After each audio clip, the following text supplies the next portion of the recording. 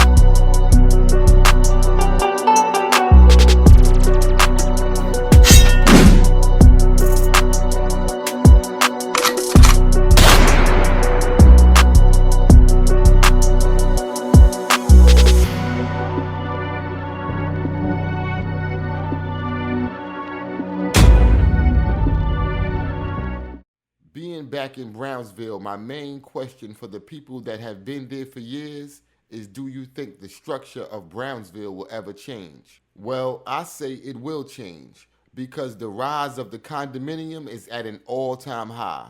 And there is a group of people that have been trying to buy the New York City housing projects from the city for years, but the city won't sell it to them. Because if they do, then Brownsville and every other housing projects in the city is going to make a dramatic change. And believe me, the change will be dramatic. When Section 8 is terminated and all these apartments are now market rent, ranging from $1,200 to $2,300 a month, depending on where you are and what floor you live on. You know, those condos sell because of the fantastic views they have of the city. People in the projects that live on those high floors have amazing views of Brooklyn, Queens, and Manhattan.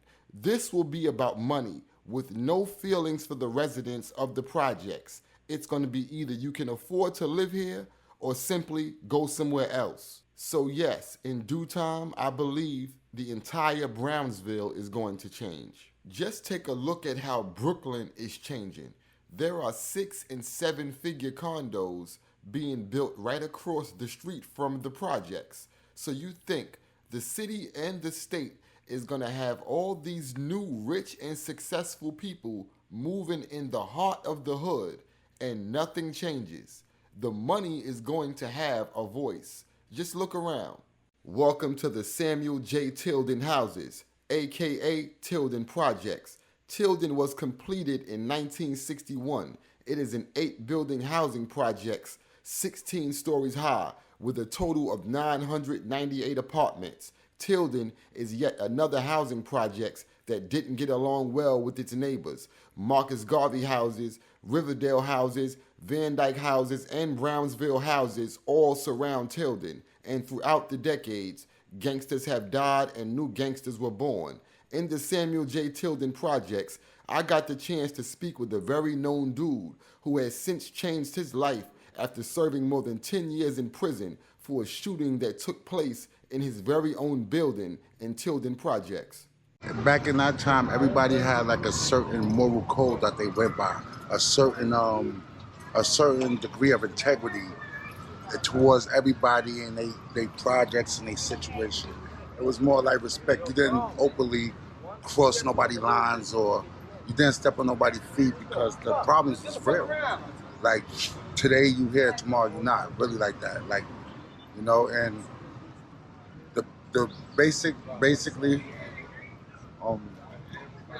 you know, this generation, they lacking in a lot of ways, but they advancing in a lot of ways also. I don't take nothing from them because this is their time.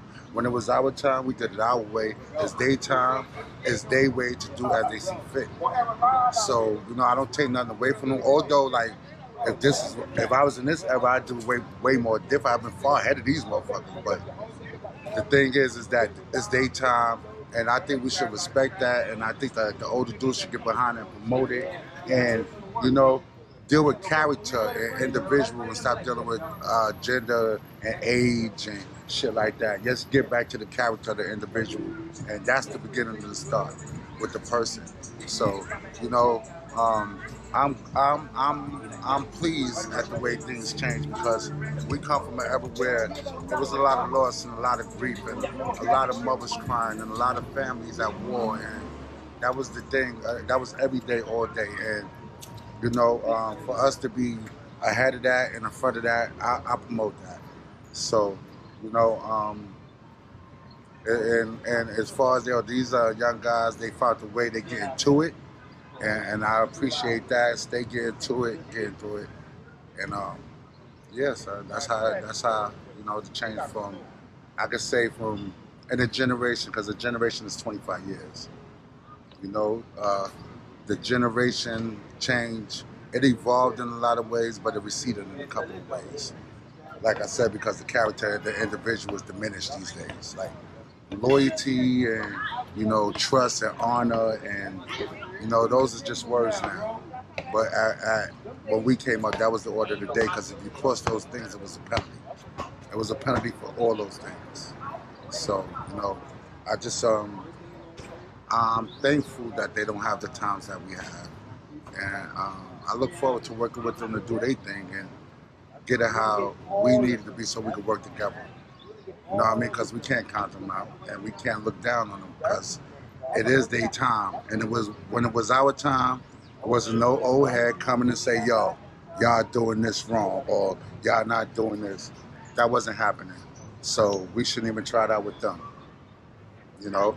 And I like it though, because they get into it. They get into the bag. What I would like to see, they are a lot less political than we was. That's the difference in this generation also, as opposed to ours. We had 120. We had knowledge of self. We was able to process multiple pages of information and recite it verbatim and understand it. I mean, that made us a different type of mind, a different type of mentality. This generation never came in contact with that. They not political. They don't have that that blackness, and they don't have that. Some of them do. I'm not gonna take that, but on a wide scale, they don't have that that soul, like that blackness that we come from. Our generation. I was born in '74, so I came up in the '80s, the early '80s, '90s, and all that. That was my time when I was a child and a young man. And we had knowledge of self. We was reading. We was in the Bible. We was doing all these things. We was in tune with the individual. We was in tune with ourselves, and that's what they took from us. You know, 120 turned into blood lessons, and it went on and on from there. So we lost. That's when we lost that in a generation. Was that knowledge of self, and that was key. That's what made us us. You know, because it wasn't just a savage or a thug doing crime. It was God making things manifest. So, you know, I think that's one of the most main differences generation-wise, is that knowledge of self. During my time documenting Tilden, I also spoke with other residents who have lived in Tilden projects for many, many years, to hear how they would describe how Tilden has changed since back in the days, or has it? We back in Brownsville, and I like to say, man, rest in peace first and foremost to the young brother suffering from mental illness. If you want to put the camera right here. You know, about 3 or 4 days ago, he jumped off the roof right there, you know what I'm saying? Mental illness. He actually almost fell with my partner 300. 300 was actually walking out the back door, and the body came down past him. He thought it was like a garbage bag or something, you know what I'm saying? So he ran, not knowing what it was. The nigga was back. It was, you know what I mean, a young boy. You know what I mean? He went to school with him. And he's a fan of the show. He watched Let's Go. You know what I'm saying? So all the people out there, man, mental health is real, man. Check on your people. You never know what might happen or what they thinking. You know what I'm saying? I just wanted to get that off my chest. But for the Ville right now, things have gotten worse. You know what I'm saying? I'm sorry to say that, you know, from the last thing, you know, I did, it got worse in the sense of, you know, the violence, you know what I'm saying? The community part is still here. So you got 50% community, 50% violence, so things changed but still didn't change, you know what I'm saying? But we actually have a lot of people working for change, you know what I'm saying? So we gotta sit back and do our part and see, what it's gonna do, you know what I'm saying? But Brownsville's being gentrified, y'all. Tell y'all this now, pay attention. So when y'all watching these vlogs, and y'all look at the old ones to now, like look this parking, see the parking lot right now, parking lot? The city, right? See, the hood is already overcrowded. We're in thousands of buildings. They taking these parking lots and putting motherfucking buildings on parking lots in your project. So you'll have 8 buildings, they'll throw a 9th building in your hood and fill it with gentrification. So right now, that's what we're dealing with because it's overcrowded already. It's thousands of people and they're adding more. So right now, we coming together to figure out a way to stop it. We don't want people to not live places, but they'll make our homes overcrowded at the same time. What do you got to say about the young generation in Brownsville? Do you think the violence that's going on out here right now is due to the young dudes or is it the older dudes? It's pretty much the younger dudes, you know what I'm saying? Because, you know, adolescent stage, your mind's still developing. So basically like 14 to about 21, 22, you know what I mean? It's going wild, you know, it's going wild. I ain't gonna lie, it's going wild. It's been about, this week alone, about 5 shooters, you know what I'm saying? Other day, the kid got shot in the head right there across the street. Other person got shot in the back, 2 more got shot, you know what I'm saying? So, yeah, it was all like 16 to 21 years old, so you're the youth. It's your boy C-Class, man. Brownsville's own 265 legend. You can follow me on Instagram, right? At C-Class-AVE. I'm Jermaine. Been from Brownsville, Brooklyn, New York. I'm 50 years old. I've been here 50 years. When I was coming up, it was fun and dangerous. But it was a community. Everybody was together. If some shit was going on, you was able to run in anybody's apartment. You know what I mean? They welcomed you. Hold on, stay right here. Everything gonna be all right. Now, the kids is just going crazy. They have no, what is it? Respect. That's the word. Respect. 275, 265, and 300 was kind of together. The rest of the 340, 360, 330, 315, and 305, that was the rest of the projects. They would shoot together, you know what I mean? They would shoot at each other, but nobody could come around, you know what I mean, to do harm to nobody. It was people there. If we got beef somewhere in the projects, if they see somebody coming from somewhere else, they call, like, yo, fuck that, son. Somebody's coming through. They, you know what I mean? You see them, we got them. Now, everybody just come. You should be able to walk through and shit in peace. If you ain't doing shit, you should be able to walk through. This is Brownsville. It's all these projects. The kids can't walk nowhere. They can't go to nobody projects. They can't walk through no projects. They stuck here in Tilden or in Brownsville or in Van Dyke. That's it. When I was younger, you can walk wherever you want to. You might get into a fight, but that's all it is. A fight. You like some shit was going on, you was in the wrong fucking place. They ain't gonna kill you. That's what I know. They ain't gonna kill you. You might got a black eye or so. There you go. That's it. Now you get caught, you might get dead. You might get dead. For no reason. Yeah, these kids is for what? They act like they playing a video game. You only get one of these though. You only get one life. And these kids not understanding. That's all you get. What's good? It's Mr. 300 from Tilden, Brownsville. You know what I mean? Been out here for about 30-something years. We're born in the Bronx. There's a lot of things changed out here. The unity is gone, but people that stick together, they stick together. Tilden we surrounded by the drama. You know what I mean? There's Brownsville over there, fucking Garvey over there, Riverdale on that side. So everything is isolated. But I wish I was able to stop it before it started, because a lot of young kids is losing their life. And I was probably one of the guys that just stayed like in between, where you know right from wrong, but at the same time you still gotta hold yourself down in Brownsville. So other than that, the crime rate is still the same. You just gotta dodge the crime in the town. So one of the major differences from now and back then, when we grew up, we had Dollaramas. If y'all don't know what a Dollarama is, It's a house party in the projects where they charge $1 to get in. Sometimes they use that to pay rent or whatever. Well, it's $1. You party in the crib all night. You be in the crib, the walls sweating, niggas in the room dancing, niggas in the living room dubbing, nigga in the bathroom hitting something, you know what I'm saying? Nigga moms might be a fiend, you done gave her $30, couple jacks to use the crib. Now, there's no house parties, you know what I'm saying? There's none. We had, to the point we called it club. We had Club 1 right there, the first floor, 275. So in the projects, the first floor apartment would be the biggest apartments. You know, nigga Germs are there, Germs' old apartments. So when Germs had moved out, niggas kicked the door open. So there used to be a party house, so you know how many rooms in there? Niggas in all the rooms partying, you know what I'm saying, every night. Back then, you could kick the door open, nobody lived there, and you could party, you know what I'm saying? And then nobody coming in there shooting, ain't none of that shit happen. Like you said, the most you'll get is a little scrappish like that. And this where the term come from, breaking day. Because in the house parties, you break day, 6, 7 in the morning, you go to the store, get your beers and shit, coming back. You know what I mean? You little shorties now, ain't no house parties, ain't no house parties happening no more, you know what I'm saying? Those was the fun days, house parties, breaking day all night, got your little shorty, you kissing niggas in the hallway, you know what I mean? Then they playing the music, that's when they had the brucked up, you know what I'm saying, and shit like that. So you see the kids now drill dancing, we was dancing back then, dancing, holding hands and party when Vans and fly, how they is now. But this is they got no house parties. But that's one major difference, man. House parties is gone, man. Word.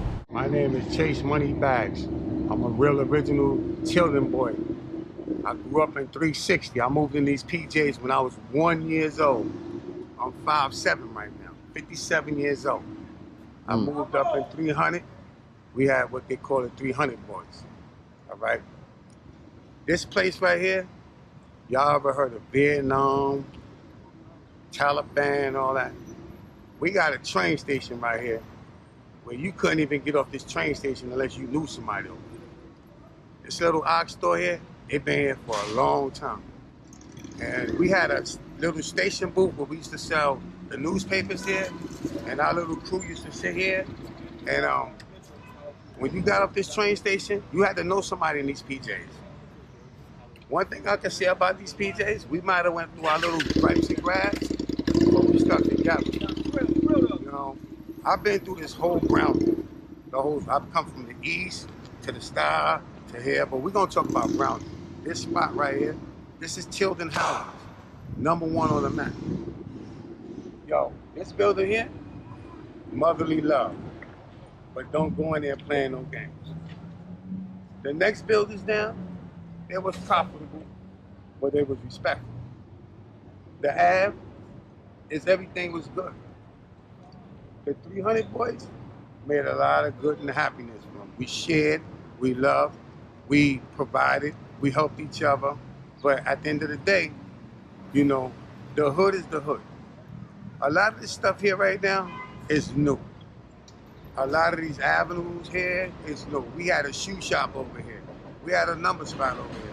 We had gambling spots over here. We had the $1 joint spots over here where you used to buy a $5 bag that you could get like 15 joints out of one bag. You know what I mean? I remember when Marcus Garvey wasn't even being built. We used to use that as playhouses. I went to PS 175 in the back. I went to 363. We had one school that got closed down where they shipped everybody over to the other side, but it was still brotherly love. But we had our little mishaps, we had our little discrepancies, but at the end of the day, the Ville stuck together. We got the Ocean Hill. If people don't really know where Brownsville really starts from, Brownsville starts from Linden Boulevard and Hagerman, all the way up to, what's that, Bushwick? No, in fact, it's Broadway and Rockland. It comes all the way around. So, y'all call it Mother Gaston Avenue. It was called a real Stone Avenue. It's called Stone Avenue. That's why we call it Stone Avenue, because you couldn't even go on our block. Because that's where it was really going down at. And it comes all the way around. This was like one big circle. All these Newport Gardens, the plazas was there, where we have our old timers day. We got Newport Gardens, it's new. That was like one of our little sand playgrounds. We got Riverdale. We used to call it River Kell. Because you get killed over there on that side if you act up, you know. But it was really quiet. They just started putting security gates. But like I said, I grew up here in the 70s and the 80s. The 70s and 80s, this was the Terror Dome. Straight like that, it was the Terror Dome. Like I said, once again, if you didn't know nobody, I'm not gonna put nobody's names up. And you got a real lot of shot callers out here. A lot of shot callers out here. People that made it to the NBAs. You got people that made money other ways. You got people that's productive, and we got people that's not productive. But at the end of the day, guess what, man? This is the Ville. The Ville. Killer Ville. The real Brownsville. This is the real Brownsville. And guess what? Not for nothing, every hood tried to come over here and get a piece of this action. But guess what? You know who stood the ground here? Tilden. These houses right here, Tilden houses, is the #1 on the map. #1 on the map. We got the 300 boys. We got 330, 340, 360, 305, 315, 365, 275. I know these buildings. Inside, outside, over, under. Thank God we ain't have no underground paths where we can run and hide and dip and dodge. We had this building right here. I ain't even gonna point to it because I don't want everybody to know about that. You know what, man? We had a whole clubhouse on the roof that people didn't even know about. Until every now and then, somebody gotta yap, chit chat, and tell about where we at. You feel me? You know, but we used to be up there doing our thing. We got TVs, real clubhouse shit. We got the barnyard. All these new buildings here, man, it's like a whole new miracle. But like I said, at one time, this place, man, was a force to be reckoned with. Really. But one thing I gotta say about this brother over here, that's the 300. I lost a lot of soldiers that came out of that building. And when I say soldiers, I mean soldiers. And they contribute back. They didn't die in vain. Because guess what? They gave back. They gave back, and it was real. We did what we were supposed to do, but we respected each other. We respected your moms. We respected your family. We respected each other until you get out of line. As again, once I say, I remember when shoe stores where a man's buff and shiny shoes. I remember when they used to get milk in front of your doors in these buildings. Right behind this pizza shop behind you, let me show you something. You see behind me right here? Guess what? There used to be a milk company back here. They used to put the milk in the little cans and they put them in front of your door. We have our man, Lord rest his soul. I'm not gonna say his name because, you know, he used to come through here, get the newspaper and knock on everybody's door. Newspaper, daily news. And guess what? Everybody showed him love. Everybody showed him love. I remember when you had to get the food stamps and they give you change back. If anybody don't remember that days, guess what, man? It's a shame. Because guess what? We used to play CeeLo in this parking lot for food stamps. You can buy anything you want. I don't know why y'all don't bring it back, but that's a whole for a different color.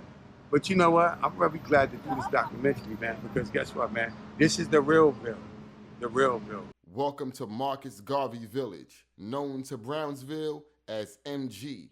Marcus Garvey Apartments is a 625-unit complex that opened up in 1976. Marcus Garvey Village are 4-story townhouse-like structures that spread across 9 city blocks with stoops, private backyards, and semi-public courtyards. But don't be fooled by the description, because MG is a no-go zone. The crime in Marcus Garvey Village is out of control. The entire projects are ran by gangs now. It was once a home for the famous Lowlifes crew back in the 80s and early 90s. Many have died here, and it's not getting any better for the residents in MG, and it's been that way ever since I lived in Brownsville. Are you from Marcus Garvey Village? If so, what changes do you think need to be made? And how is it living in Marcus Garvey Village? Is it getting any better or worse? Welcome to Sethlo Projects. Sethlo is a 4-building housing projects between 17 and 18 stories high. Each building has a total of 535 apartments. Sethlo Houses was completed on December 31st, 1967. That would make December 31st, which is New Year's, the birthday of the Sethlo projects. But in the early 90s, when I lived in the Ville, Sethlo was a terror dome. A few rappers were from there. The OGC, Original Gun Clappers, and Helter Skelter, but it was lit in Cethlo in the early 90s. You had young dudes like the infamous Willie Mingo and Lil Mike. These dudes was kids at the time, but we would hear the older dudes talking about them. Little niggas with guns, selling drugs, robbing dudes, you name it. And with me being a kid, when we would see these two little dudes come through the projects, they would literally freeze time because people knew what they was about. And they had the adults on the block shook. But it was a lot of dangerous dudes that came from Cethlo projects. A lot of people got killed over there. Fast forward 2022, Cethlo projects is now ran by gangs. And a lot of them are the children or family members of the notorious dudes who had Cethlo projects on lock back in the 90s. Another person whose name rang bells in Cethlo projects was legendary Low Lifes member and graffiti artist J-Lo. J-Lo's tag name was all over Brownsville. J-Lo was the flyest dude that lived in Cethlo projects. And today you can still see some of his tags on the storefront gates in Brownsville. Shout out to J-Lo. Got any memories of Cethlo projects? Let me know about them in the comments.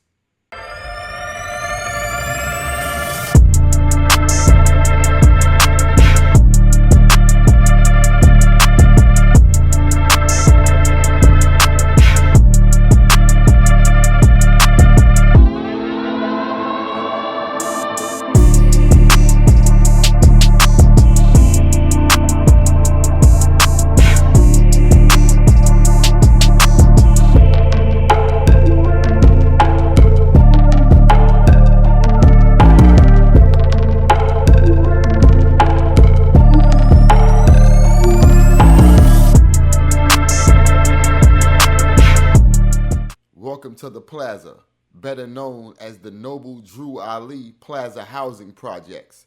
The Plaza was completed in 1972 and is a 5-building apartment complex with 385 apartments located at 230 Lot Avenue, 240 Lot Avenue, 250 Lot Avenue, 2325 New Lots Avenue, and 37 New Lots Avenue in Brownsville. I was born and raised in the Plaza, and I can remember in the 1980s, the Plaza was like the Carter in New Jack City. There was one guy who controlled the entire drug business inside the Plaza. Dudes had shotguns in front of each building. I seen Uzis, shootouts, you name it. The Plaza was crazy.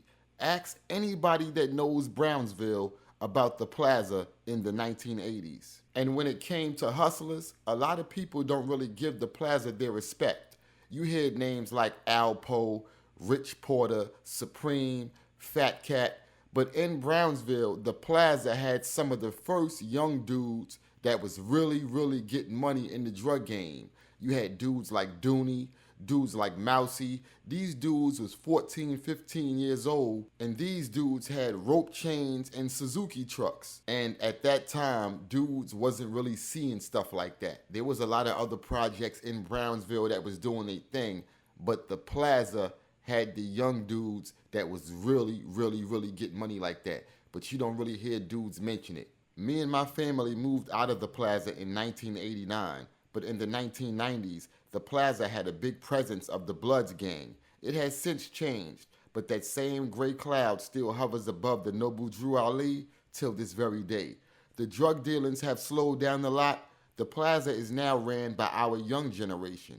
But listen to what a resident of the Plaza had to say about how the Plaza used to be and what it's like today. I am Noble from Noble Music Brooklyn, and I've been at it since 1972, man. I watched a lot of changes. You know, days of the Tomahawks and gangs and, you know, Picking Avenue Gazelles and all that type of stuff. These young cats is out of control. It's a big difference between smoking, you know, 4 blunts with four big OEs, 40 ounces amongst 4 or 5 dudes, and Percocets, Molly, Xanax, and everything, mind-altering. You know what I'm saying? Well, these cats don't even think before they make a motion. You know what I'm saying? They turn these streets into a whole gun corral.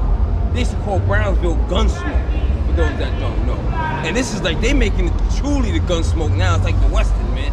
Everything is just open fire. And ain't nobody hitting what they want to hit. This ain't like back in the days. Cats actually did what they came to do back in the days. Nowadays, man, I don't know what these young boys is on, man, but somebody need to get control. I used to blame us, parents of the 80s, when the crack epidemic for being absent. But that's no longer the case, man. The crack epidemic is passing, man. And a lot of these parents are present, and the kids are still doing it wilding the fuck out. Yo, living in the plaza, man, back in the 70s, 80s, and 90s, I seen dudes actually playing drunk, piss on a dude's shoe, man, and get stabbed right in his heart and die right there, right next to the dice game. You know, I seen cats beefing, and when the guns come out, start blasting. People got so used to that we no longer ran no more. Everybody was just watching to see where the muzzle flash was going. You know? At least more than 30, 40 people, man, died right here on these grounds in the plaza alone, man. That's no exaggeration. I might be undercutting it a little bit. That's not an exaggeration. Too many deaths of people that we knew that never even grew up. The plaza nowadays, man, I used to call it a safe haven, because, you know, it seemed like when people used to come here when the big drug dealing was going on back in the late 80s and 90s, once they come in, it's like people would automatically take up housing, they wouldn't even move out of here. But nowadays, I think it's just an infestation, man. It's an infestation of everything evil, man. And it has a dark cloud.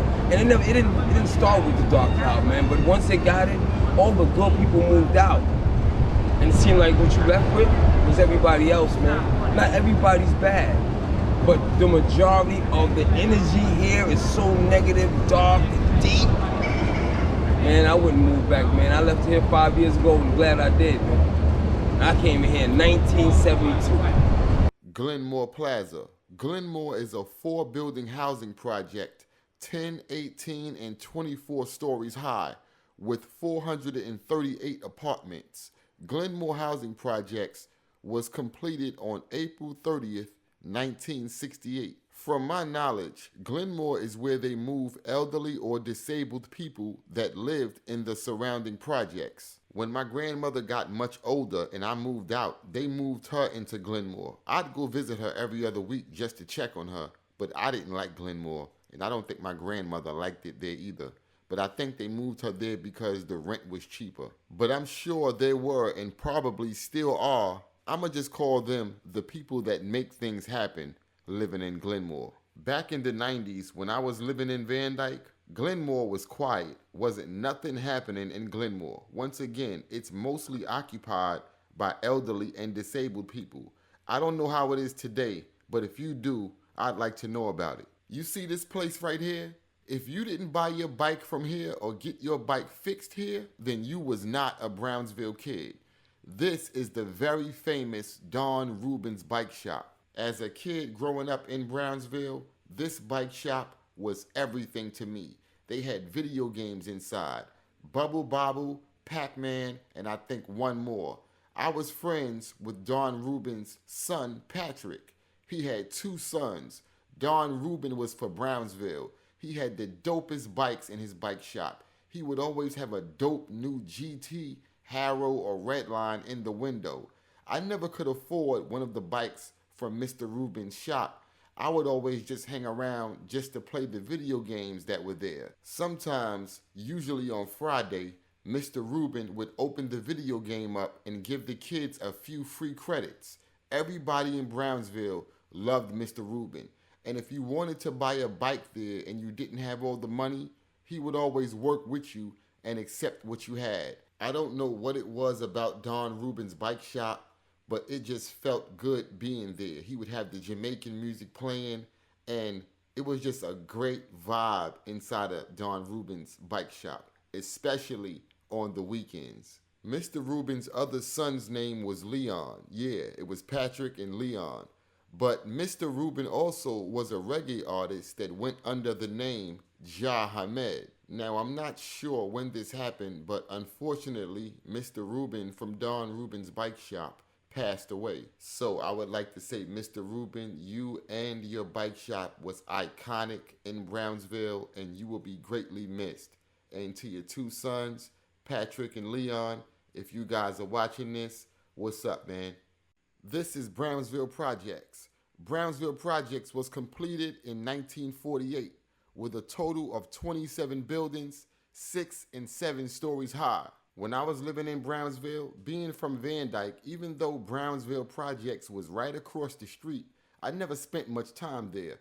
Brownsville PJs was dangerous too back in the day, and it still is. I knew only 3 people from Brownsville Projects. My friend Will G. Lowe of the Ralphie Kids, rest in peace, my friend Keds, who I wrote graffiti with, and my friend Aaron G. Lowe, also of the Ralphie Kids. Other than that, I'd stay in Van Dyke. Like I said, you can't just go venturing off into a project that you're not from. A move like that could cost you your life. But some real gangster dudes came out of Brownsville Projects. I'm not going to mention any of those names, but if you're from the Ville, then you know. But who remembers the old Brownsville when the buildings had those army soldiers painted at the bottom? I guess because Brownsville in all reality was a war zone. A lot of people died in Brownsville Projects due to violence. A lot of it is too violent to speak about. But Brownsville Projects is the biggest, most known projects in Brownsville that has went to war with every project surrounding it. Some people survived it, some people did not. What was it like when you lived in Brownsville? And if you live in Brownsville Projects now, what is it like today? Any good memories about Brownsville Projects? Any bad memories about Brownsville Projects? I'd like to know about them. This is Brownsville's Newport Gardens. Newport Gardens was completed in 1986. It is a 3-story housing complex with 240 apartments. When Newport was completed, I lived in the plaza, and we had to walk past it to go to school. Newport Gardens is across the street from the plaza and directly across the street from PS 41. Back then, Newport was quiet, and people were still moving in. A lot of residents from other projects were trying to transfer into Newport Gardens. It was new, real nice and clean there. Only until the mid-1990s, when Newport Gardens began to change, and crime made its way into the complex. And by the year 2000, Newport Gardens was just like all the other dangerous projects in the Ville. Now, Newport Gardens is the home of the Crips, and is now labeled a high crime zone in Brownsville, filled with drugs, shootings, and robberies. Are you watching this documentary at home in Newport Gardens? If so, how is it being a resident there now? This is Brownsville's Howard Projects. Howard Projects are 7 and 13 stories high, with 813 apartments. Howard Projects was completed on December 30th, 1955. I never knew anyone who lived in Howard. Its name rings bells though. Howard is tough and always was.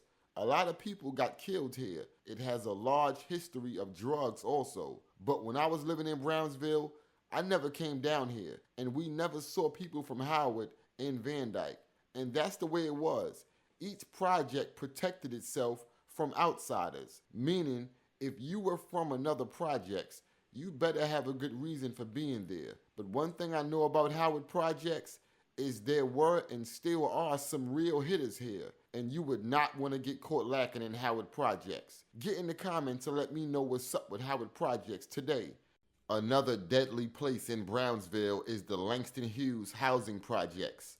LH, as it's called, is a 3-building housing projects that really hasn't changed since the 1990s. The shootouts and wars with the surrounding projects still persist till this very day.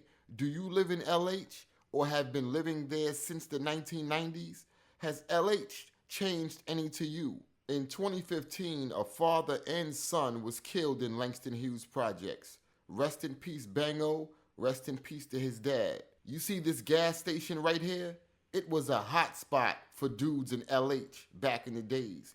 Because when people would pull in to get gas, the dudes from LH would rob them and skip right back in LH, change clothes, and come back out minutes later and rob again. I used to sit in my grandmother's apartment and watch them do this from her window for hours. I mean, they would snatch women's earrings, snatch dudes' chains, and run right back into the projects. Also, lots of shootouts and other violent things happened in this gas station. Back in the 90s, there was an Arab-owned grocery store connected to this gas station. LH also, back in the days, was a place where a lot of people committed suicide, from jumping out the window and jumping off the roof. I seen a few of those also. But just like all the other projects in the 1990s, it was a lot of dudes in LH that was getting money on the drug tip too. Langston Hughes Projects was known for going to war with the Van Dyke dudes and the Brownsville dudes. Now, I'm not sure about Cephalo or Howard. Do you got anything to add about life in Langston Hughes Projects? I'd like to know about it. This is Public School 284. 284 is in the middle of Langston Hughes, Van Dyke, and Brownsville houses. My grandmother lived across the street, and when I'd come visit her, my friends would brag about going to 284. At the time, I was in PS 41, and I envied the kids in Van Dyke because they went there. Since I lived in the plaza, 41 was my zone school, and I would have had to have my grandmother's address to attend 284. But by the time I got to live with my grandmother, I was in the 9th grade at Sarah J. Hale. The only times I was actually in the school was in the summer. From my grandmother's house, I'd go there with friends for free lunch. Not much, because even as a kid, I hated the idea of free lunch. To me, it made me feel like there was no food at home and that I was poor and my family couldn't afford food, which wasn't the case. But I did go a few times just to see how the inside of 284 looked. But most of all the kids in the surrounding projects attended 284. It was bad there also, but I'm gonna let you tell how 284 was in the comment section if you went there. This is Van Dyke Projects. The Van Dyke Projects are 14 and 3 stories high and has a total of 22 buildings. The Van Dyke Projects was completed in 1955. In the early 1990s, Van Dyke was serious. Lots of dudes were selling crack and heroin. There also was lots of robberies because Van Dyke and all the other surrounding projects had the best stick-up kids. I'd say the early 90s was Van Dyke's most violent era. It was fun growing up there, but you had to be careful. You see this right here? We used to call this down the ramp, but at the end is a door where the housing workers store things. But back in the days, this ramp, which every building has except the 3-story buildings, was the dirtiest part of Van Dyke. Residents used it as a window garbage. People would throw anything out the window. Pampers, bottles, you name it. It was real nasty down there. The 2nd floor window is where I grew up. Before I moved there with my grandmother, she was there with her 3 sons, which was my father and his 2 brothers. When my mother and father died, I began living there, and growing up in Van Dyke made me into who I am today. Just because you live in Brownsville, there are many ways to get out and be successful. It's really all in the person. What's your take on Brownsville? Are you from Van Dyke? And where do you see it going in the future? Yeah, my name Rial. Been out here all my life, 40 plus years. And from Van Dyke, Brownsville. Growing up in Brownsville, you know, from the 90s to now, like it was crazy. You know what I'm saying? Like, I call it a beautiful nightmare. You know what I'm saying? Like Brownsville was like in the 90s. It was love though, because it was like a lot of house parties. We had the parks, the whole, this is the whole right here. You know what I'm saying? It was to be a lot of tournaments. The Woods was right there where the center at. They built the center right there. They put this building right here now. But when we was growing up, it was like we had our little fights, fighting against other blocks and shit like that. You know all that, you know what I'm saying? Like shootouts every night. but still it was like you wanted to come outside. You know what I'm saying? It's like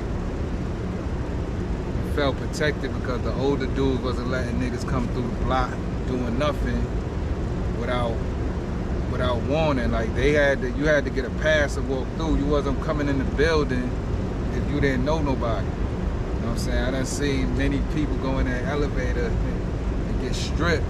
You know what I'm saying? You get stripped because you're going in that elevator and you ain't know nobody. Niggas will question you who you know in here. And if you ain't have a good reply, more than likely you coming out your clothes. You're coming out your clothes literally and figuratively. Because they going in your pockets, taking your jewelry. Don't have no jewelry on. That shit getting took it. You know what I'm saying?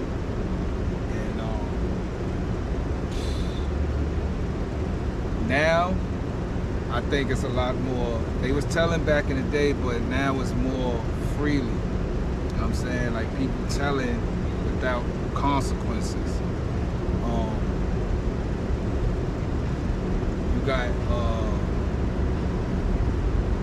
You got a lot of things that's going on. When I was growing up, like people would say SMD. I hear the little kids that say you suck my dick, shit like that. That was a fine when we was growing up.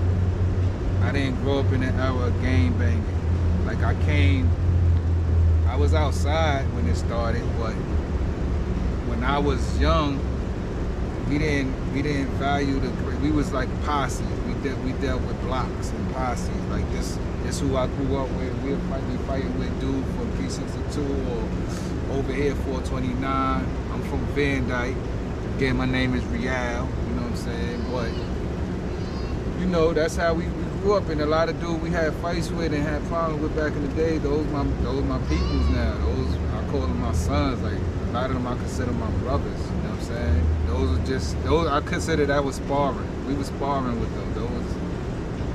And it made me who I am. It shaped me. You know what I'm saying? Gave me fighting lessons and shit. You know, the 90s was the shit. You know what I'm saying? The music was better. You know what I'm saying? We're not gonna get into that, but the music was definitely better. The R&B song was definitely better.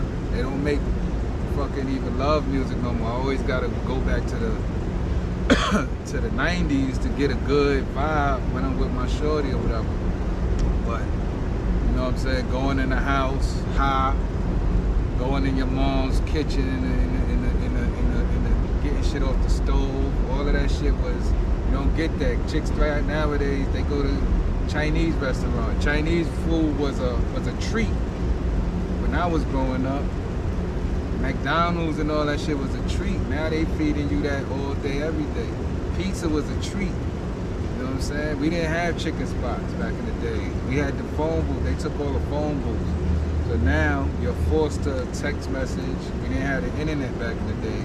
We had AOL, but it was different from Facebook, Instagram, TikTok, all that shit. MySpace came a little bit later, but that was the early 2000s. You know what I'm saying? I think what's different from the 90s to now, the 2000s, is the leadership, the guidance. It's the same rules, but they don't follow them because the guidance changed. A lot of the leaders and the elders that was type of raising me when I used to come outside, and if they wouldn't let me, if I was to even mention something about telling on somebody, they'd get in my ass. And nowadays, somebody is snitching, won't be no consequences. They won't give them the rules that was passed on to them. A lot of motherfuckers don't care. You know what I'm saying? It's like kids raising kids. But also, like I say, it's a beautiful nightmare. You know what I mean? Because it's beautiful, I love it. At the same time, it's a lot of shit that I don't like about my hood. You know what I'm saying? Like things that's going on, like when the lady got killed, that she was pregnant. That's some shit that I feel like should not have happened. Like accidental murders, shit like that. You know what I mean? Like again, come for no guidance. You know what I mean? A lot of gang wars that, you know, certain situations I think could be resolved if it was some kind of leadership. You know what I'm saying? But I'm not basing this ain't about gang, but gang is prevalent here now. So it has, you know, I'm an older, a lot of dudes, a lot of the young guys consider me Unc or OG or Big Bro. So I seen 2 decades before them. So I seen a lot of shit. I know things that they don't know. So they just know how to come outside and they think it's cool to say SMD to one another. Even little girls be saying that shit. And that's non-cypher, you know what I'm saying? Like we don't condone that type of talk, you know what I'm saying? And it's kind of hard to try to raise all of them and teach them all the right way because they're not gonna take heed to that, you know what I'm saying? A lot of times, you could say something, but they're not gonna, the messenger, it's about the messenger and also the receiver. If they don't know you like that, you know what I'm saying? And I always pull the ones that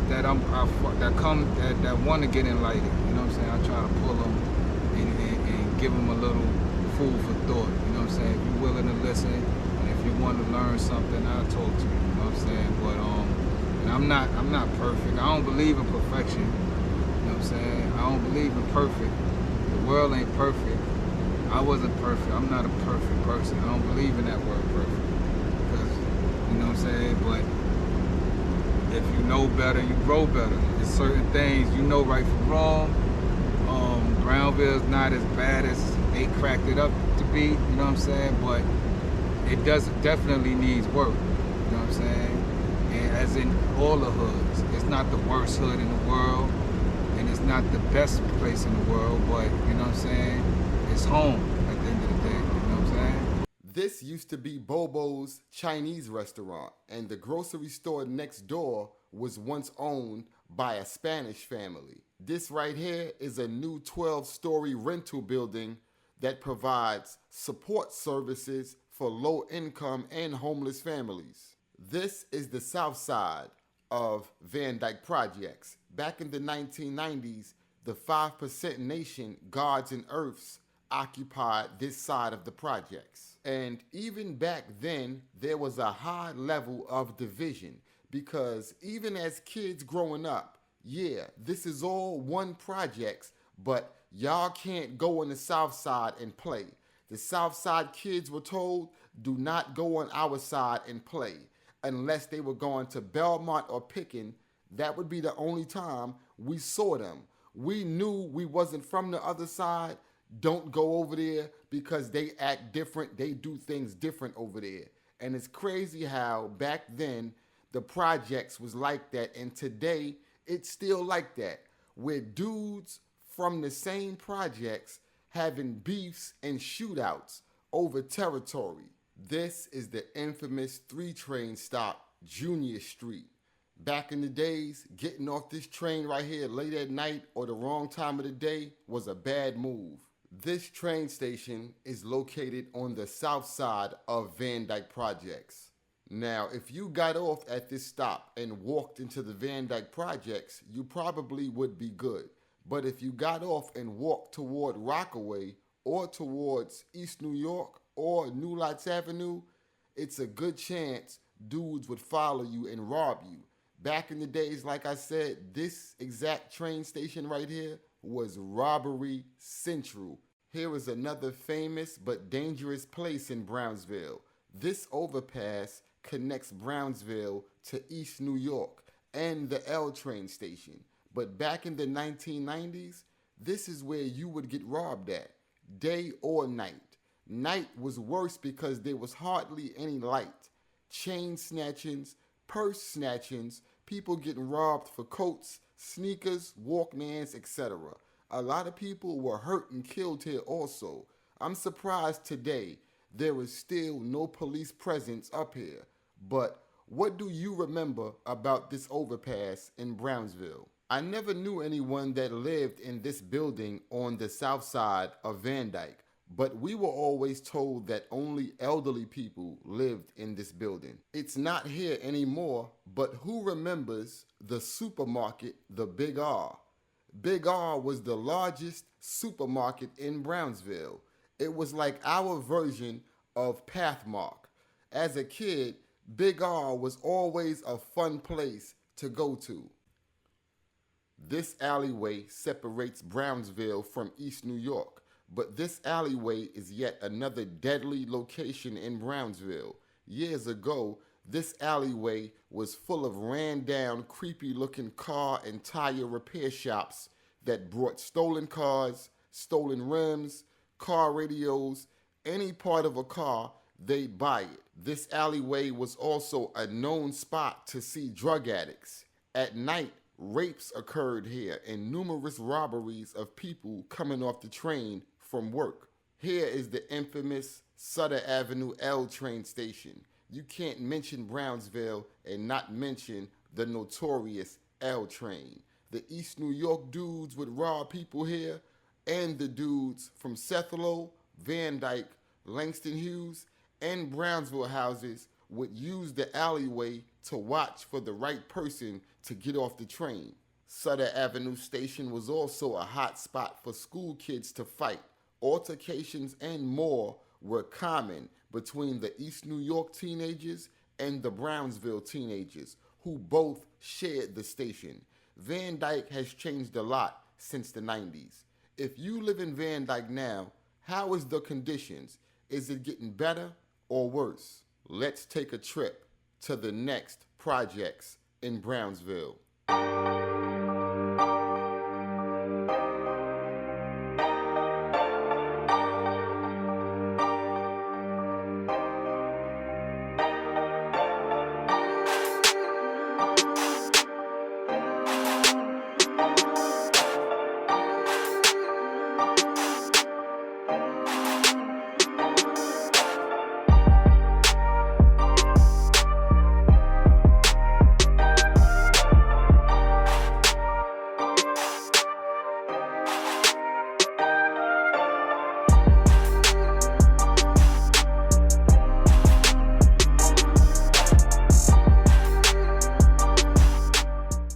Salute Brownsville.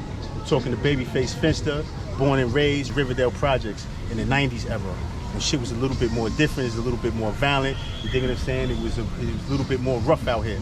You dig what I'm saying? Compared to what's going on in these streets nowadays. As you see, Riverdale Projects right here. We in 41 Park. I went to this school right here, PS 41. Grew up in there. At that time, it went from what was it? Kindergarten to 5th grade, was it? Kindergarten to 5th grade or whatever the case may be. We went there, you know what I'm saying? And basically, you know, Riverdale Projects, we was like we was only 4 buildings in here. So it wasn't really a whole lot of us, you know what I'm saying? And then it was saturated, you know, you got the Hispanic brothers, you had the Guatemalans, you got, you know, all type of other different, you know, cesspool of nationalities that lived in here.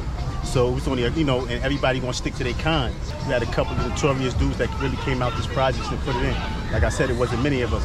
And then, you know, coming up, we had issues with both sides. And basically, you know, like I said, there's only 4 buildings, 9 floors.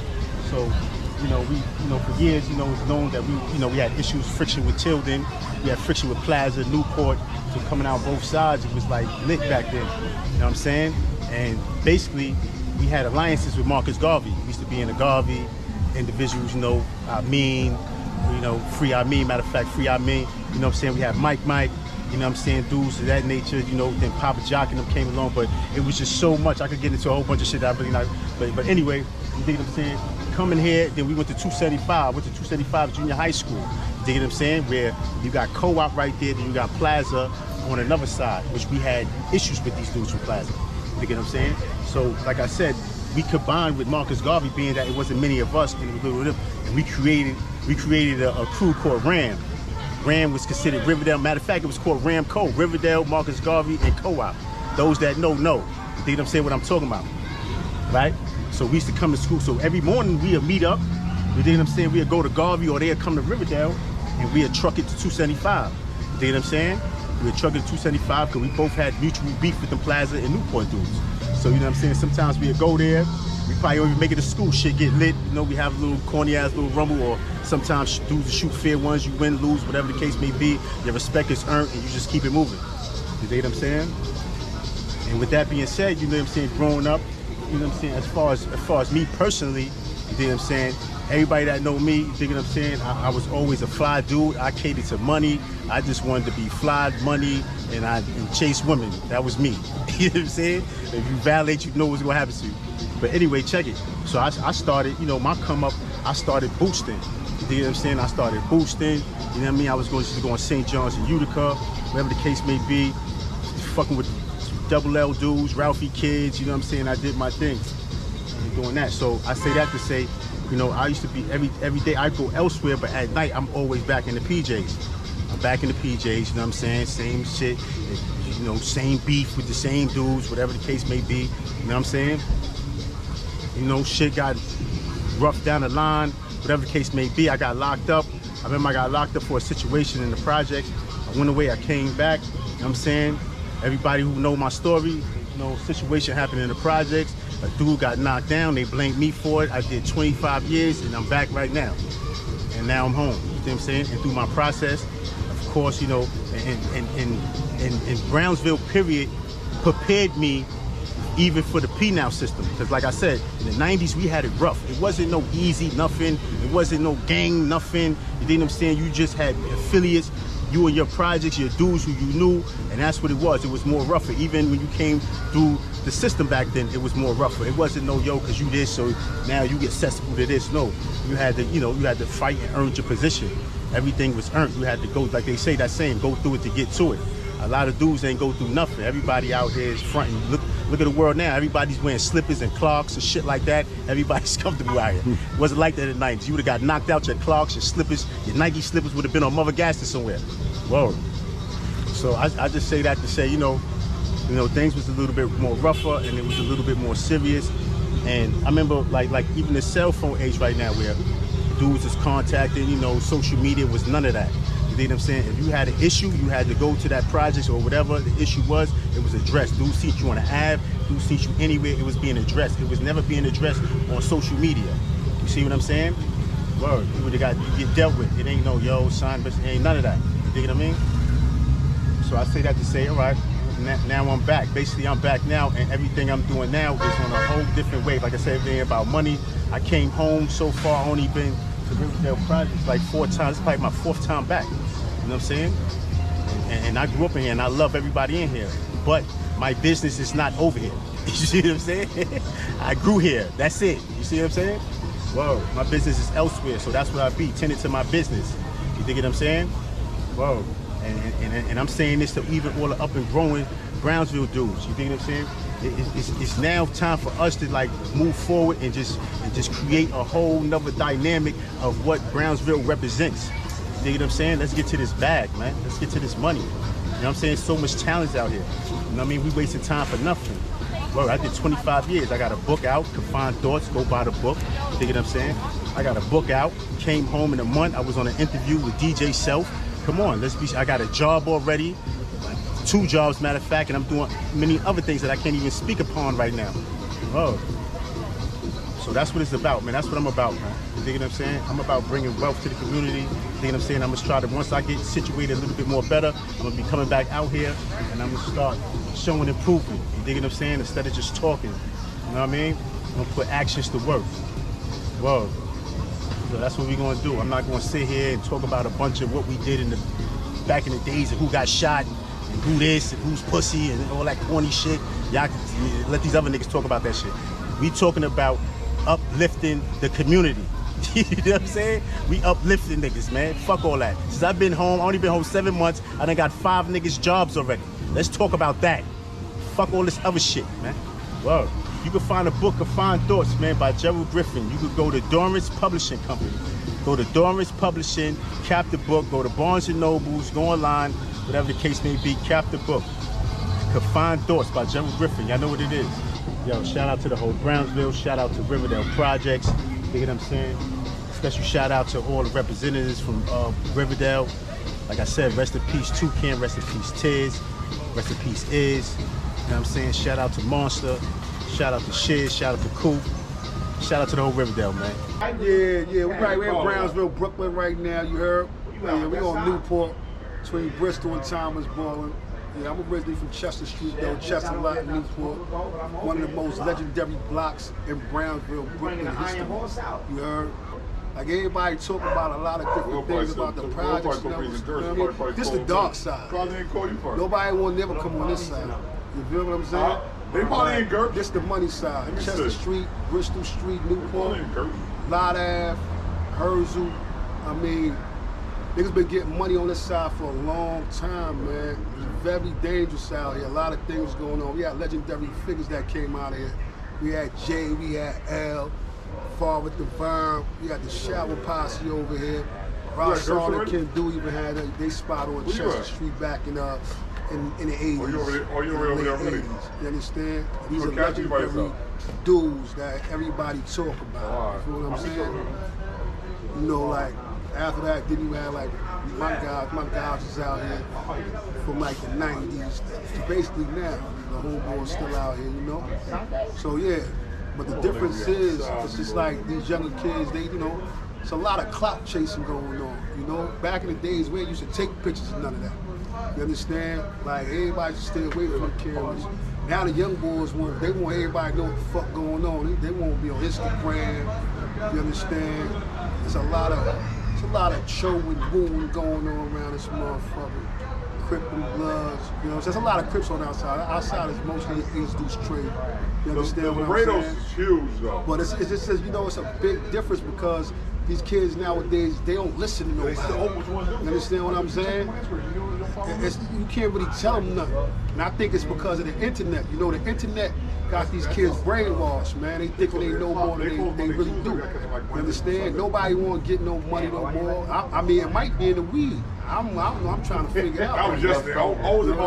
Right across the street right now, it's not a pool hall, right? We on Newport and Bristol. There used to be a pool hall over there. That was Dickie owned that pool hall. It was a rapper Louis Sean back in the days. Hickey's on my chest. His pops used to own that pool hall. That was a hub for most of the notorious old school drug dealers and drug dealers that used to be out here in the hood. You know what I'm saying? Like I was a little kid. I used to sneak in that pool hall. My mom used to tell me, kick my ass out that pool hall. I used to be in that pool hall all the time, man. What? You hear me? A lot of murders and shootings was going on around this motherfucking side. This shit, this is one of the most dangerous parts of Brownsville, Brooklyn. You know what I'm saying? People like it's so crazy, like niggas don't know Murder Inc. was from Brownsville, Brooklyn. The mob hit me. They used to be called the Brownsville Boys back in the day. So it's like a dark cloud around here, you hear me? For real. Like I said, the Shower Posse used to, basically control this area back in the early 80s, and then it just started kind of turning over. Then the black guys took over, then the niggas from the neighborhood took over. We had a lot of legendary figures that come out of here. Like, niggas don't talk about them too much. I like to talk about, nigga A and J, they was fucking L and J. They was like very legendary big figures out here back in the day. You feel what I'm saying? But they was young. They got murdered at a young age as well. They was real young, man. The niggas was sticking up the fucking the drug spots. Niggas like 20, 19, 21. Wilding out, they used to wild up the old heads up. I ain't gonna lie. I know y'all be saying they got 2 guns to Vine. I seen a lot of things on YouTube about Vine too. Father Divine. Father Divine used to walk around here. He had a bunch of niggas with him. Like Pop, I know y'all probably heard of Pop, Jock, yeah, Jughead. A couple of them, a couple other dudes, a lot of the homeboys. Yo, crazy. When Vine used to come to the parties, man, he used to fuck up the parties, man. All the bitches in leave, man. Well, everybody go home. They feel like Vine about to shoot some motherfuckers. Shit was crazy as motherfucker. But yeah, around here, it's crazy, man. I think I ain't gonna really say too much, but I mean, the culture has shifted. You understand? Like I said, with the gangs and everything that came here. Oh yeah, I might add, Deceps is over here. Low Live Star, it's a lot of shit right around here. The Marcus Garvey's one block up. You got Newport Garden to the right of us on the next block. Then you got the Plaza, another 2 blocks there. Marcus Garvey, 1 block up.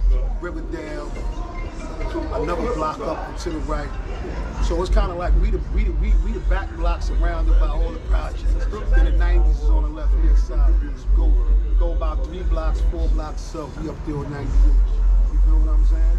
The most notorious junior high school in Brownsville was Thelma Hamilton's Junior High School 275.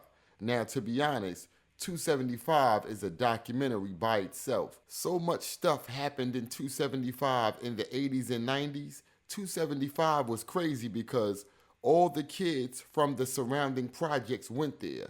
Fights, shootouts, stabbings, robberies, people sneaking guns inside 275. 275 was gladiator school. It was similar to C-74 on Rikers Island because the toughest and grimiest dudes and girls went there, and you had to prove yourself in 275 if you came from the projects. People from different projects that hated each other were now in the same class. At 3 o'clock, dudes would get chased back to their projects, jumped, sliced, beat up. Being that I lived in the plaza, 275 was my zone school, but we moved in 1989 before I graduated public school. So then my new zone school was now the infamous IS 271 since we moved up the hill to what they said was Ocean Hill, Brownsville. But when we got there, it was nothing like Brownsville. I don't even know why they called it that. If you ask me, Fulton Street is Bed-Stuy. But back to 275. When I was much younger, my older brother and sister attended 275. Was 275 your junior high school?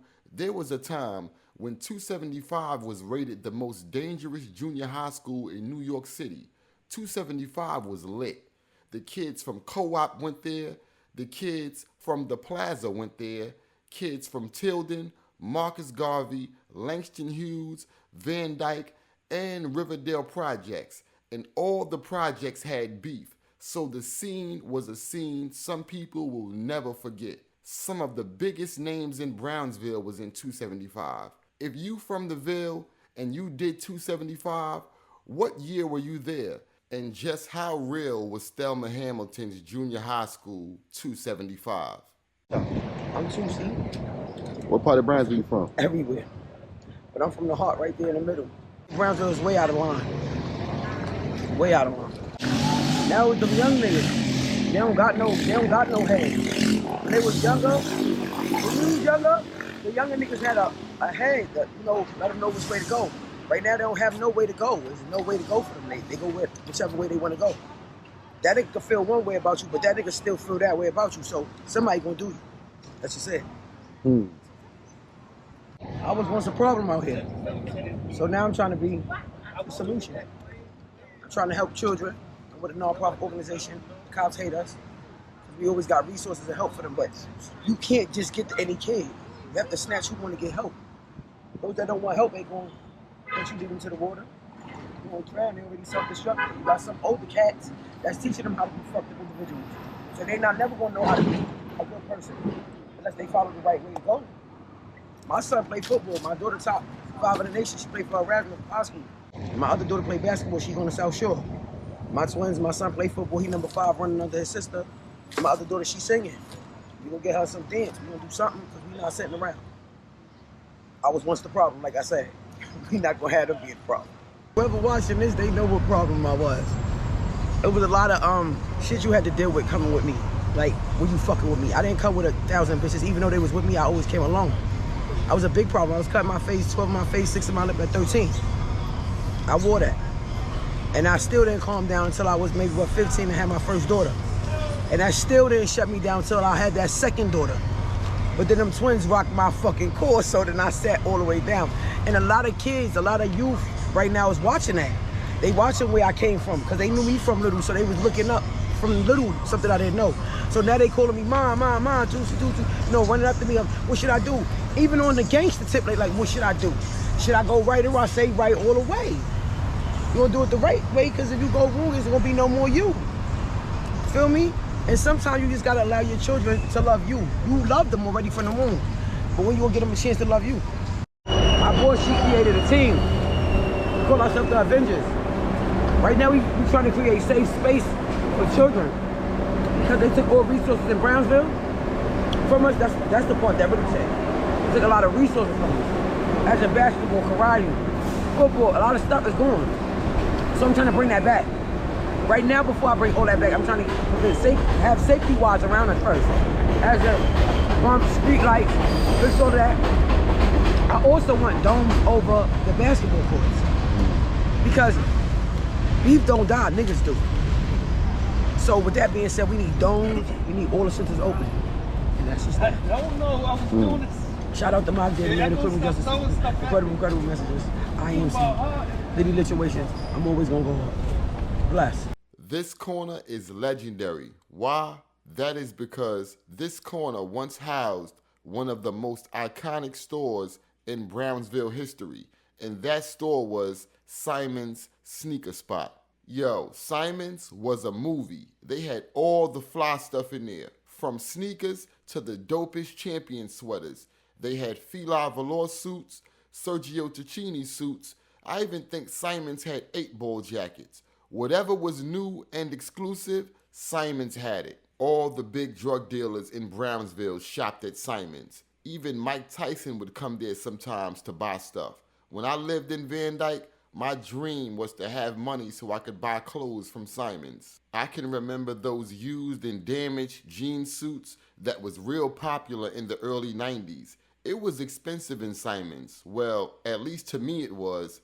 I once saved my money up just so I could buy a Black Champion hoodie with the Black Champion logo going across the front with the black stitching. It was $65. I was broke, but I got my Champion hoodie. Now, correct me if I'm wrong, but I think the dudes from either Sethlow or Langston Hughes back in the days robbed Simon's, or they broke in from the roof or something like that. Do you remember something like that happening? What year did Simon's close? Do you know? And please let me know if you shopped at Simon's Sneaker Spot, and feel free to share any stories that you have about Belmont's famous Simon's Sneaker Spot. But right across the street was the biggest heroin block in Brownsville. When I was young, it was ran by Spanish dudes that didn't play no type of games. They also made millions of dollars on this corner. My uncle was a heroin addict, and this is where he would come get his stuff from. Back in the early 90s, a lot of stabbings and shootouts happened on this block. Drug addicts would get beat up bad for owing money or stuff like trying to buy smack with fake money. This block would get raided by the police daily, but it didn't stop much. A lot of the money that Simon's Sneaker Spot made came from the dudes that sold dope on this corner, being that they could afford anything that was inside the store. But rest in peace to Simon's Sneaker Spot and Harry's. We can't forget about Harry's. That was the spot before Simon's was. And also, if you know what year Harry's left Belmont, please let me know in the comments. Hi, my name is Todd Guns. I'm from Brownsville. I'm 47 years old. This is the block I grew up on, Thomas Boylan in Newport. This is basically called Hopperson in Newport. This is where all the money originated from in Brownsville. When I was a kid, there was a big drug dealer here, there was a big drug dealer there, and there was a big drug dealer on that side of the street, and there was a big drug dealer on that side of the street. This was my uncles and my father's shit. They had a coke spot here, coke spot around the corner. Shit was crazy out here. Most of the things that happened in Brownsville was due to this little square right here. Nothing that really took place that really meant anything in Brownsville didn't insinuate from right here on these streets right here. It was always the side block niggas. The project niggas, this was a little bit mouthier. The side block niggas, we was dropping shit. We was dropping shit every time they came between here playing with us. Basically, you could say the proof is in the pudding. I got 75 to life at 13 years old. I did 20 years in jail. And this is where I caught it at.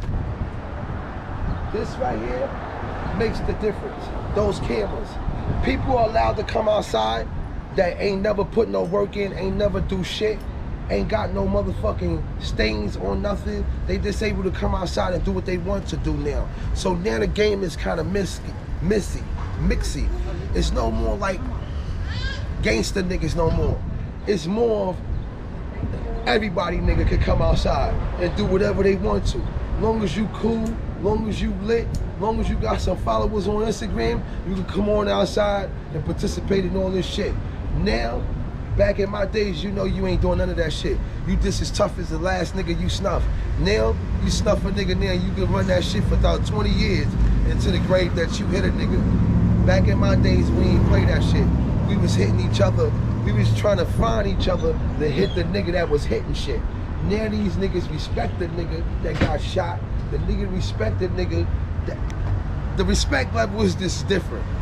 That's all I can tell you. The respect level out here is different. From us, the kids, the girls, you can tell from the little girls how easy it is to have sex with them. When I was growing up, it took you a little while to have sex with a girl. It took you a little while to get into all of that. You had to at least take her somewhere, have a little date with her, talk some shit with her.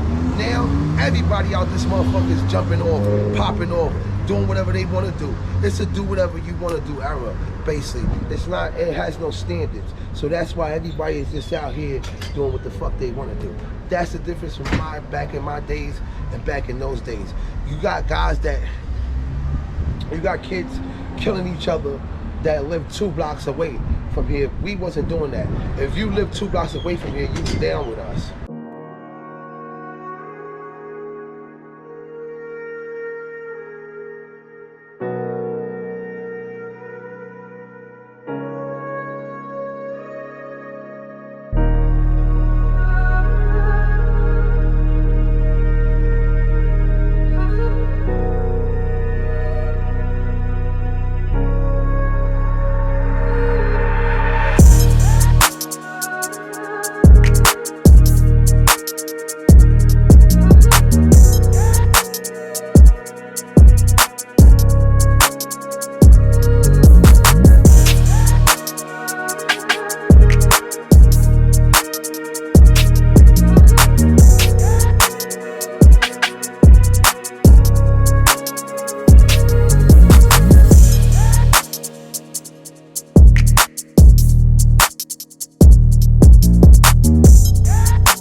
Welcome to Sally Matthews, aka Park Rock Houses. Park Rock Houses is a 3-story housing unit. Now, I'm not sure when Park Rock Houses was built, but it has been in Brownsville for a very long time.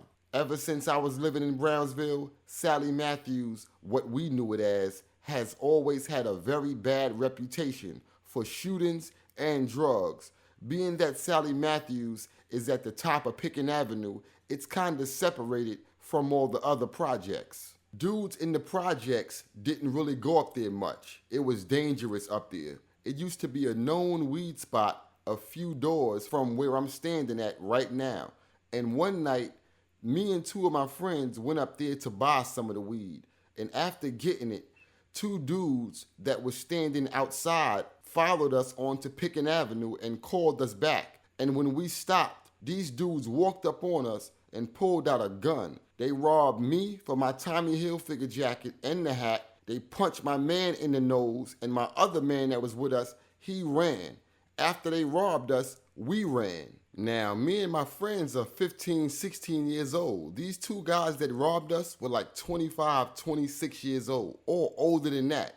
And that showed us right there that Sally Matthews was nothing to play with. Sally Matthews was known for this. If you came up there and you was not from around there, you was gonna get robbed or shot. Now, if you knew somebody up there, you were good.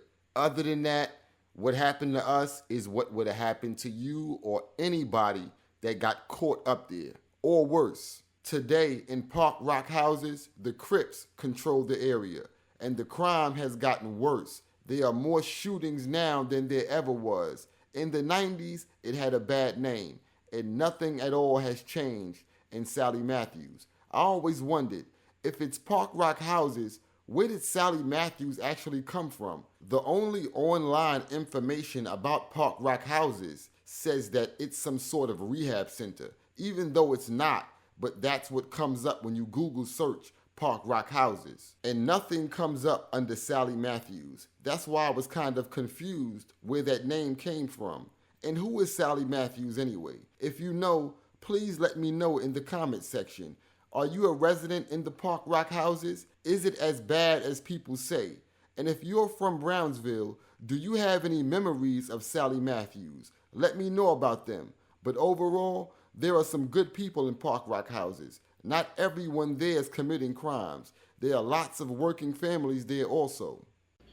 Basically, Sally's was like, they was, new develop apartments and shit. You feel me? When Sally's wasn't built, it was just a vacant lot over there. But when they built it, a whole bunch of different people, like from different walks of life, like mostly Brownsville people didn't live there. You have people from like Flatbush, Crown Heights, you know what I mean? West Indian people living in Sally's. Now, when it first got built, like anybody else, when something get built, the locals, they test their waters, you know what I'm saying? Yeah. So they would rob niggas from Sally's, rob niggas from, my new building, whatever. And, basically out of oppression, niggas came out of that shit. Sally started, busting heads, selling work and all that, you know what I mean? They had some real dudes that was going down for the cause, you know what I mean, for the struggle, just to get a piece of that area, you know what I mean? Because it was a lot of Brownsville's majority robbery, homicide, man. So that's what was going on. But you had niggas from Sally's that was actually selling D-rugs and all that, you know what I mean? As far as like the whole Crip thing, when did that start in Sally Matthews? Oh, Crip and Sally Matthews is what we call the first generation. I'm a founder. I'm one of the founders of the Crips. They do straight G Stones. You know what I mean? It started in 1994. 8 through straight Saratoga. Right. You see what Saratoga train station is? Or like a couple of houses over. And Sally's is the first generation, meaning it started with 8 of us. Originally 9. You know what I mean? And it's just trickled down. You had dudes from the Ville, dudes from East Flatbush, which was my boy Psych Bite. You know what I mean? But the majority of the homies that's like from 8 to 50 Stone was from Brownsville. You know what I mean? But then you got homeboys like from East Flatbush, 9-5Cs. You got Church Avenue side. You know what I mean? So it's like we connected. We was basically dudes on the street getting that paper, going boosting, G and digging pockets, all that. And we just linked and it was like seeing all that blood shit was cracking off.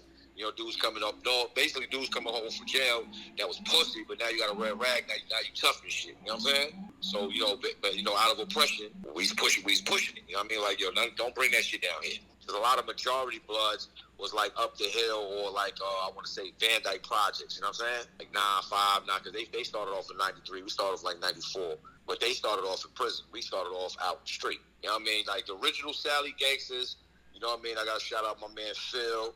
You know what I mean? My man Troy, Craig. You had Pumpkin, rest in peace. June, rest in peace. Raymond, Big Raymond. You know what I mean? You had a slew of dudes over there, you know what I'm saying, that original Sally side, you know what I mean? And they was actually from Sally's, you know what I mean? That was putting in that pain, you know what I mean? Before Crippin was even thought of. You had Teddy Air Boys, 1400, Prospect Plaza, that's like their block up the hill away, feel me? So, niggas, how Brownsville is. Brownsville was back in the days, it was taking the sneakers off your feet. You feel me? You go to Momo's, Universal, niggas was robbing your pops, knocking them out, going in his pocket. You know what I mean? So it was basically, we the side block niggas against mostly a lot of niggas from the projects. Project politics, if you wasn't from the projects, it was fuck you. You know what I mean? So it was like, if you ain't from my side, it's fuck you. But, you had some real dudes, recognize real dudes, and, you know what I mean, just a certain amount of fewer dudes, you know what I'm saying? That we fuck with, and they fuck with us. It's just like Co-op and Plaza, you know what I mean? Niggas used to have generational beef. And it all stemmed really from the BRC, playing basketball. As little kids, I used to go to PS41. Then I went to 263, you know what I mean? Went to Reed-Eye, all that, you know what I mean? Because like I said, I grew up low life, you know what I mean? You know about the low life, boosting and all that. We've been hit Amtrak's, all that shit, going out of town, you know what I mean? Taking money, coming back home, you know what I mean? Selling everything, you know what I mean? The unity ain't as tough as it used to be. You feel me? Like, we fight amongst each other, but it's like one of those, I could fuck you up, but a nigga that ain't from over here can't do that. You know what I mean? We gonna bank this nigga. You feel me? That type of shit. That type of mentality. You had wars amongst like Sally's against Taft Sky Howard. You know what I mean? Like I said, it was a struggling thing to let dudes know, like, yo, we're part of this shit too. So Sally's back in the days, like, it became bad because, niggas was trying niggas. So niggas had to let niggas know, like, they had to let their nuts drag. You know what I mean? And let it be known, like, we an entity, we not going nowhere, we here. You know what I'm saying? And that's how it went down, just like that. Rest in peace to all the dead homies, man. You know what I mean? Much love to Will G. Much love man, to Cop Out, Booby, you know what I'm saying? Jetta God, Cineo, you know what I mean? I want rest in peace, man, to June, you know what I'm saying? A slew of homeboys, man, you know what I mean? Shout out to all of them, man. You know what I mean? Shout out to my cousin Born Son, you know what I mean? Daddy O, you know what I mean? Bleak, you know what I mean? These old dudes, Gucci, you know what I mean? Big June, Big Raymond, you know what I mean? Just the slew of the homeboys, man. You know what I mean? You got new generations now. You know, shout out to them too, the young homeboys. You know, they putting it down, you know what I mean? They keep the generation tight, you know what I mean? Dudes just gotta tighten up, man. You know what I mean? Get away from the generational curse. For a lot of people in Brownsville, it all started right here at the legendary PS 41. 65% of the people in the Ville attended PS 41. I went to 41 from kindergarten until I graduated from the 5th grade in 1989. When I was in 41, it was real bad because a lot of the students that went here came from broken homes, which led to bullying, students being robbed by other students, and plenty of fights. But overall, it made you either tougher or smarter attending 41 and growing up in Brownsville. 41 prepared you for either Marcus or 275, which was a whole different level. So by the time you got there, you were already known to be a punk or a fighter. Because yeah, 41 was a public school, but a test to see what you were made of, even as a child. That's how Brownsville was. What were some of your best memories at PS 41? And who was your teacher there?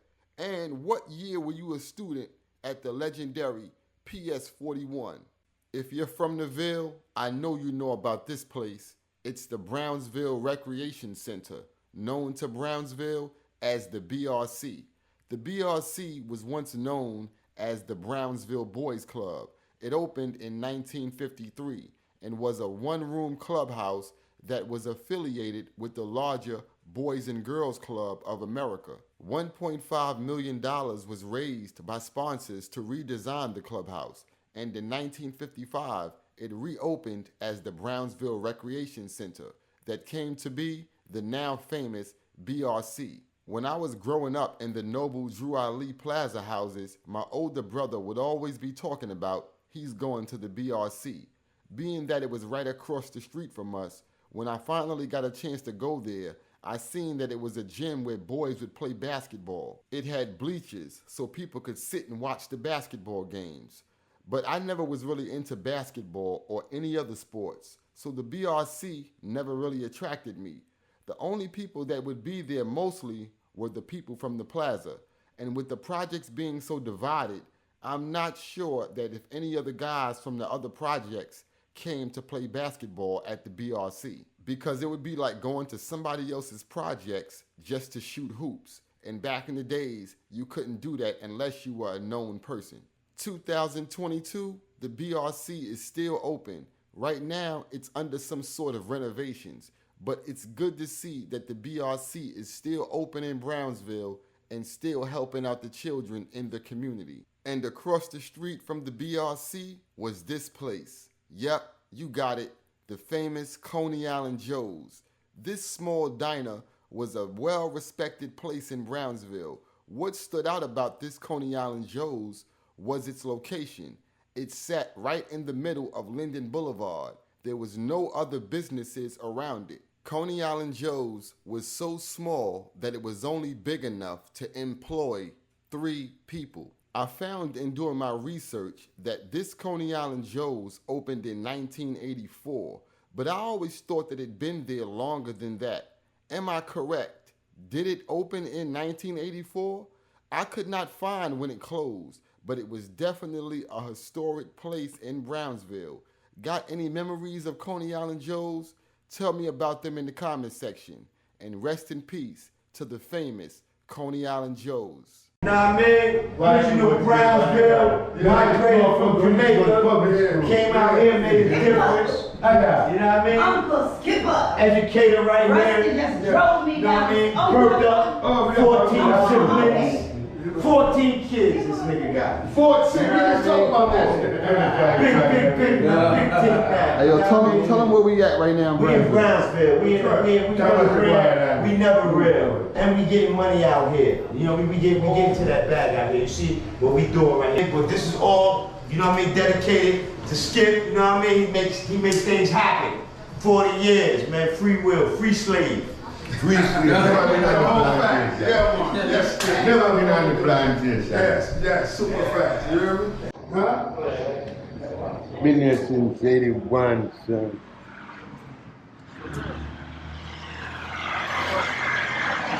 The original store, right here's a liquor store now. That's the original. It's the original stoplight. Yeah, the original stoplight. Yo, listen. Yo, when I was a kid, this was his liquor store. I mean, this was his store. I used to be in this shit every day. Yes. This whole building, this used to be able to come get weed from here. Super weed spot. Matter of fact, guess what? You want to know the truth? We used to catch all our ops over here. Ops used to try to sneak over here and get some weed. We ain't call them ops back then, though. We ain't call them ops back then. No, we gotta say what they say. Yeah, we gotta say what they say now. We gotta We used to catch our ops at. They used to come trying to sneak over here and get that weed. We'd wear their ass out. And we all went to 275. Yeah, we all went to 275. We all went to 275. And if you was crazy, you got kicked out and sent to 271 like me. Yo, listen, you could not go to 275. Niggas having shootouts in motherfucking junior high school. Worst junior high, I don't care what nobody say. Ain't no junior high school like 275. Nigga, I was in special ed since I was 3. Never went into a regular class. I had 2 teachers, 4 students, and a cop in back in my class. Yeah, it's a whole fact. But yeah, we just want y'all to come on our side. Y'all got to come to the dark side. That's what they used to call it, right? The dark side. But we really the money side, you heard? So yeah, come fuck with us. I'm gonna have to bring you up, right? My son's a super videographer. What he used to do, the N1s, the motherfucking the battle shit. What you used to do, bro? Come on, talk to them. Talk to them. Put it out there. Come on, I know you don't like to say it, but they can't control us. It's the big. It's like when you say the other countries not poor because of the other country. It's the government that makes the country poor. The neighborhood and the society of the people make it that way. So until we change our mind state, then everything else is going to change, and they're not going to be able to do too much. They ain't going to never change their mind state, and they know that. They're not going to be able to do too much. They know that. As long as we're not able to change the mind state, we're just going to be slaves mentally. It's programmed like that, man. That's what I'm saying, from the beginning of time. Just like you said, they want to remove Section 8. But they made welfare Section 8 to get rid of us, the black men, out the household. But if you look at it, if you on Section... We out the household now, and now they want to snatch Section 8. You know what I'm saying? That's a fact. So it's like... If you want to say Section 8, but at one point you had to have a job to be on Section 8. You know what I'm saying? We decided to take that instead of these Jews took their reparation and all that. We decided to use welfare. And they tricked it out. There's more Jews on welfare than black people. Yeah, but you gotta understand why is that? It's because they had to have a job back then. Black people didn't have a job. So you had these people that was either white or whatever you want to call them, Caucasian Jews, they had jobs. In order for you to get welfare back then, you had to have a job. So that's why you see so many of them is on there, because they had jobs.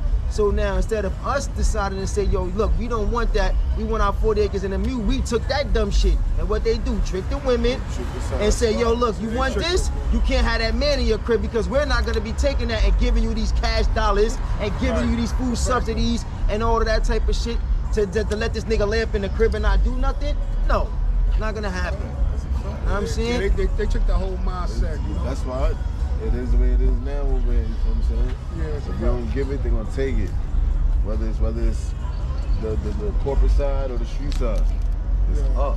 It's up. What about this area that we in right now? How is it around here? It's Chester block, man. It's crazy over here. It's good over this love on this block. If you from here, you feel me? As long as you come here, it's all love. You feel me? Like anywhere else, you feel me? Go somewhere, respect the people from here. You don't, it is what it is. But other than that, the area is it's the Ville, man. Belly of the beast, bro. Police, when you usually come over here, police park right here. Every park right here, usually. I don't know where they at today. Police park right here all day long. They be right here. But let me just say this about Brownsville, though, in this little area when you speak about it. We live in motherfucking cribs that cost more than $700,000. Our cribs ain't $400,000. nor 200,000. So just know that our cribs is from 700 to $1 million in these areas. So we don't live in a poor neighborhood. And gentrification is bringing a poor neighborhood to an upper middle class neighborhood. And it's been always a middle class neighborhood, damn near upper class neighborhood. Cause ain't no crib around this motherfucker damn near less than $1 million right now. And you can go look at that, okay? So let's stop saying that we live in a poor neighborhood. Cause ain't nothing about Brownsville poor, buddy. Nothing. Not a thing. So let's stop that right there.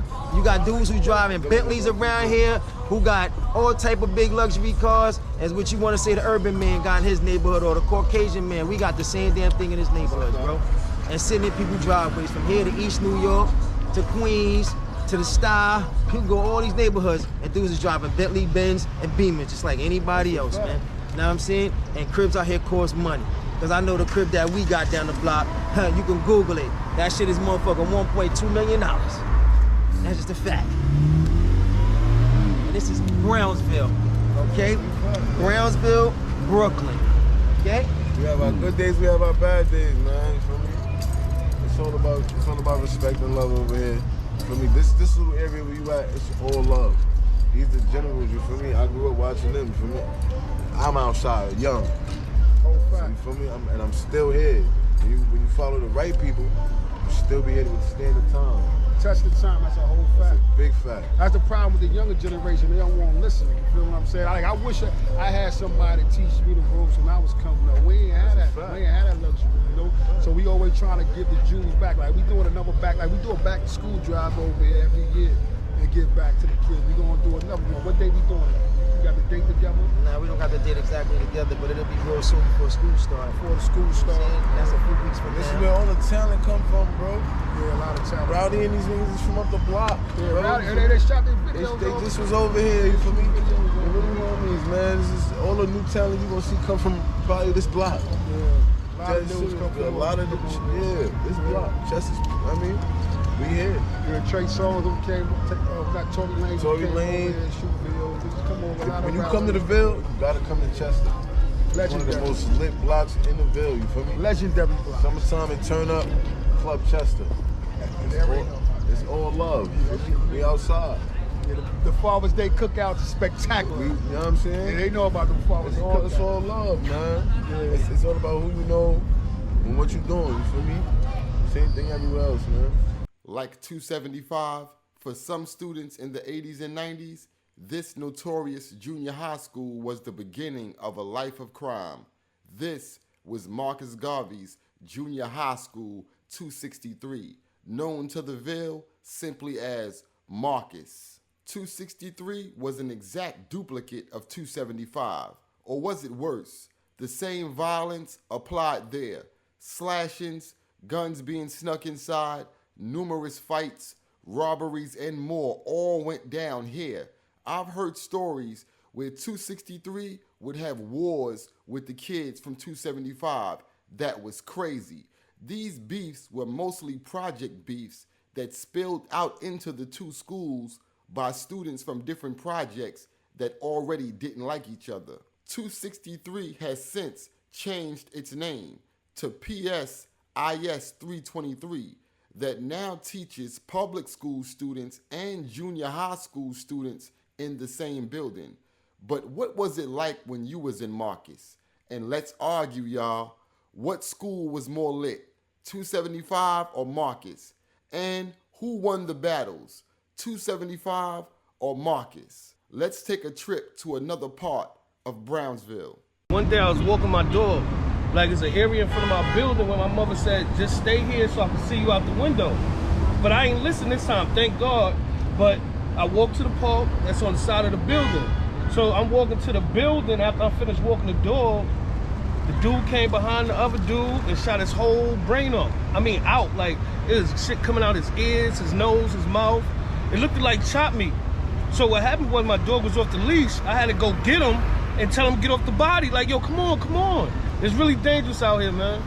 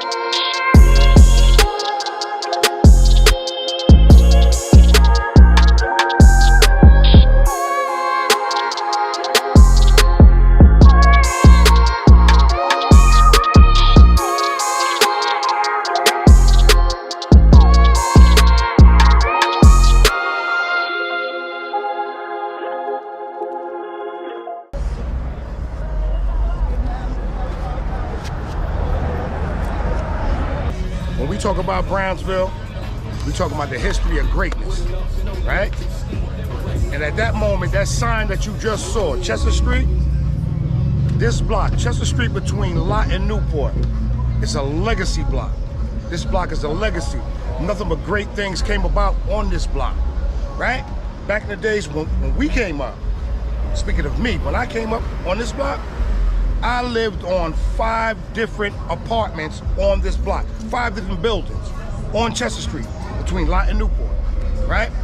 We were all one community. When I say one community, you got 30 buildings on the left, you got 30 buildings on the right. We was all one family, right? And the history between that and what we going to now, to me, it's ridiculous because nobody show love to no one no more. Not just on Chester Street, I'm talking about the whole Brownsville community. Everything is violence and this and that. If you go back to the roots, it took a village to raise a child, and we need to go back to the simple things. We need to leave the microwaves alone, go back to cooking in the stove. Stop 10-minute meals and go to 2-hour meals.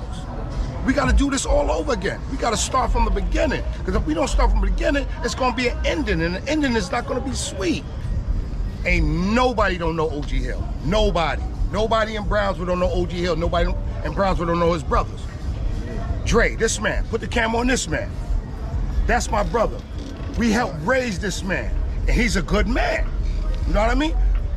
When you come, I'm 58 years old. When you come from 58, and then you go to them, and then from them, you go to the people that's under them. Each one teach one. You gotta teach. You gotta show these young cats what it is. If you're not showing them what it is, they're gonna do whatever they wanna do. And right now, I don't like where we at right now. As a people, I don't like where we at right now. I really don't. All this shooting and killing and all this, it don't make sense. We don't have to be that way. Back in the days, we used to fight. If I had a problem with you, we fought. Nobody died. Right now, a simple argument, with no pushing, no fighting, nothing, a simple argument turned to gunplay. Why? Why is that? You know what? I'm gonna end it at that because I'm getting winded, but anybody that's watching this document, love one another. That's all you gotta do is love one another. Do unto others if you have them do unto you, and it won't be a problem. If you don't like nobody spitting in your face, why would you spit in somebody else's face?